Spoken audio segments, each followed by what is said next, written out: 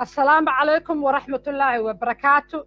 waxaan qadka muuqaalka iyo maqalka oo si toos ah aan ugu wareysan doonaa weriye maxamed ibraahim amoore oo ka tirsan radio jowhar ahna guddoomiye ku-xigeenka ururka suxufiyiinta gobolka shabeellaha dhexe. maxamed waa ku salaamay.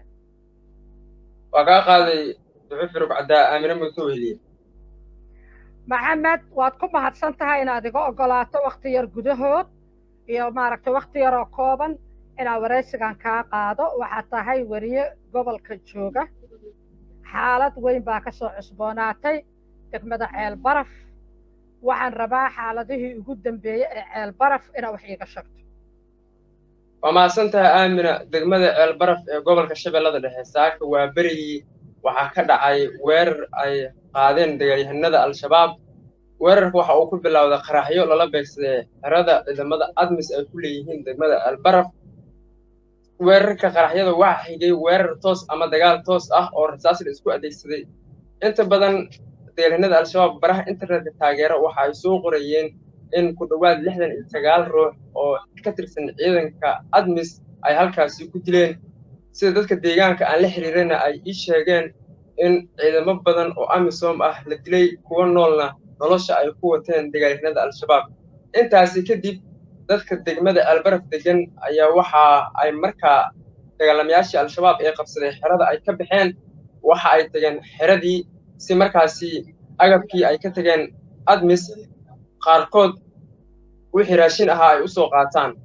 intaasi socotay kadib diyaaradaha droniska ee maraykanka uu leeyahay ee duqaymaha geysta ayaa waxa uu duqaymo ku fuliyey dadka degmada ceelbaraf ee halkaasi tegey, oo dad aan la xisaabi karin tiradooda ayaa ku geeriyooday duqaymahaasi.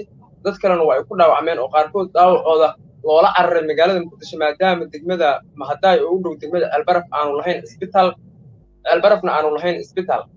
marka dhaawac iyo dhimasho aad u xooggan oo dadka degmada ceelbaraf soo gaaray ayaa jira oo ay geysteen diyaaradaha droniska. maxamed waxaad ii sheegtay in dad fara badan oo shacab ah ay dhinteen oo diyaaradaha droniska oon cidi wadin lagu weeraray. dad magaalada ka qaxay oo ka cararay ma jirtaa? waa mahadsan tahay aamina. waxaa jira dad ka cararay dagaalkii saaka dagaalyahanada al-shabaab ay ku qaadeen degmada ceelbaraf oo u cararay dhanka iyo degmada deegaanka miirtaqwa. sidoo kale waxaa la sheegayaa in deegaanada kale ee degmada ceelbaraf ku dhow ay dadkaasi u carareen.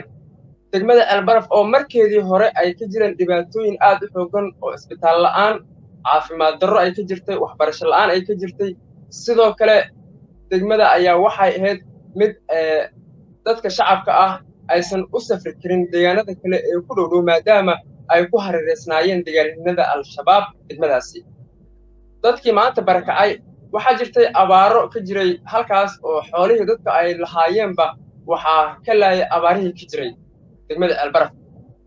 maanta waxaa ugu sii darsoomay in ay barakacaan oo ay guryahoodii ka barakacaan maadaama halkaasi dagaalyahanada al-shabaab ay dagaal ku qaadeen. dagaalka kadibna waxaa ugu xigay in diyaaradaha droniska lagu duqeeyo dadkaasi oo dhibaato xoog leh ay ka soo gaartay. deegaankaas iyo agagaarkiisa oo dhan maxamed wariyaataa waa ka war haysaa. dhibaato badana iska haysato muddo aad u fog. shabaabna muddo aad u fog ayay meesha haysteen. dad waxaa jiray xataa mutadawiciin oon anigu garanayo oo waddankan UK ka tegay oo rabay inay meesha isbitaal ka sameeyaan laakiin laga soo eriyay oo loo diiday. isla markaasna meesha awoodda shacabka awood male Soomaaliya. siyaasiyiinta wax u qabto meeshaan ugu yaraan 7 xildhibaan haddaanay ka badnayn ayay mar walba baarlamaanka ku yeeshaan. wax xildhibaana ah oo ilaa iyo saaka intaad ka warqabto magaalada tegay amaba xataa ka hadlay oo aad og tahay warbaahinta ilaa waa la socotaa adaa gudaha waddanka jooga aniga gudaha waddanka ma jiraan. waa mahadsan tahay aamina.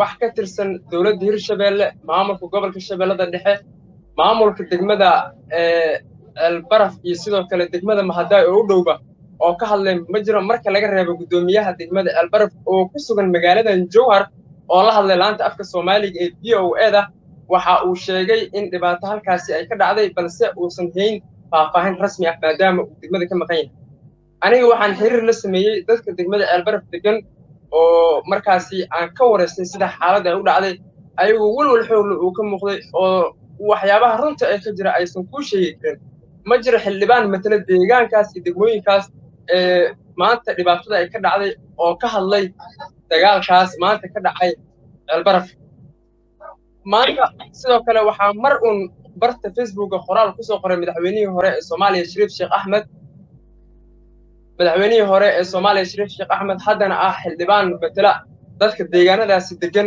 degmooyinkaas ayaa waxa uu ka hadlay dagaalka waxa uu si maldahan u sheegay in dadka ay laayeen deegaanada al-shabaab ma uusan ka hadlin in diyaaradahaasi droniska ah ay dhibaato geysteen oo ay baabi'iyeen waa ka gaabsaday waa mahadsantahay maxamed aad iyo aad ayaan kaaga mahad celinayaa waktigaaga qaaligaa oo aad noo hurtay oo aad waraysigaa nagu siisay aniga oo jooga waddanka ingiriiska magaalada Birmingham iyo adiga oo joogta magaalada Jowhar caasimadda gobolka Shabeellaha dhexe isla markaana ah xarunta madaxtooyada ee Hirshabeelle oo hoos yimaado deegaanka Ceelbaraf oo maanta dhibaatada iyo masiibadu ay ka dhacday aad baa u mahadsantahay aad iyo aad mudan